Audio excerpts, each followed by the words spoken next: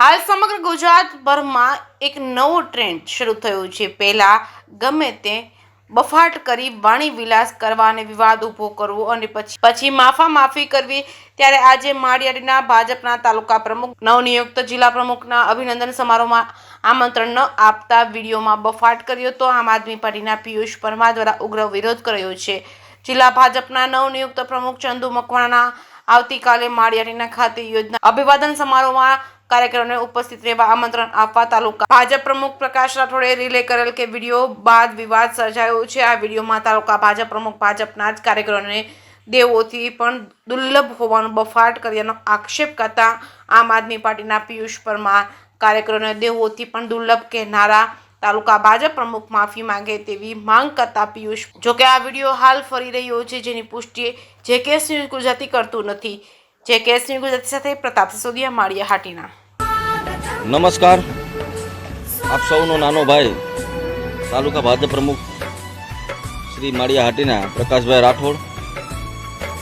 મિત્રો, આવતીકાલે રવિવારના રોજ બપોર પછી 3:30 કલાકે માળિયા હાટીના લોહાણા મહાજનવાડી ખાતે જુનાગઢ જિલ્લા ભાજપના નવનિયુક્ત પ્રમુખ એવા ચંદુભાઈ મકવાણાનું સ્વાગત અને સન્માન કરવાનું હોય ત્યારે ભારતીય જનતા પાર્ટીના સર્વે વડીલ મુરબ્બી આગેવાનો, તાલુકા જિલ્લા પંચાયતના ચૂંટાયેલા સર્વે સદસ્યો, ચૂંટણી લડેલા સર્વે સદસ્યો, ગ્રામ પંચાયતના સર્વે ભાજપ તરફી સરપંચશ્રીઓ અને દેવોથી પણ દુર્લભ એવા ભારતીય જનતા પાર્ટીના સર્વે ઘનિષ્ઠ અને કર્મઠ કાર્યકર્તા ભાઈઓ અને બહેનોને ખૂબ જ બહોળી સંખ્યામાં ઉપસ્થિત રહેવા માટે હું વિનંતી કરું છું અને આહવાન કરું છું કે આપ સર્વે ખૂબ જ બહોળી સંખ્યામાં ઉપસ્થિત રહો અને સર્વે સાથે મળી અને આપણા નવનિયુક્ત પ્રમુખ અને આપણા તાલુકાનું ગૌરવ એવા ચંદુભાઈ મકવાણાનું ભવ્ય સ્વાગત અને સન્માન કરશું।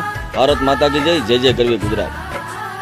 હું પિયુષ પરમાર, તાલુકા પંચાયત સદસ્ય, માળિયા હાટીના। સૌપ્રથમ જુનાગઢ જિલ્લાના નવા ભાજપ પ્રમુખ તરીકે માળિયા હાટીના તાલુકાના અને ખાસ કરીને દલિત સમાજના ચંદુભાઈ મકવાણાની વરણી થઈ છે। હું ચંદુભાઈ મકવાણાને ખૂબ ખૂબ અભિનંદન આપું છું। જ્યારે એમનો પ્રવાસ આવતીકાલે 16 તારીખે માળિયા હાટીના મુકામે છે, ત્યારે માળિયા હાટીના તાલુકાના ભાજપના પ્રમુખ પ્રકાશભાઈ રાઠોડ દ્વારા એક વિડીયો મૂક્યા અને ભાજપના સૌ કાર્યકરોને આમંત્રણ પાઠવવામાં આવ્યું છે। વાંધો મારો ત્યાં છે કે પ્રકાશભાઈ રાઠોડ દ્વારા ભારતીય જનતા પાર્ટીના કાર્યકરોને દેવોથી પણ દુર્લભ દર્શાવવામાં આવ્યા છે।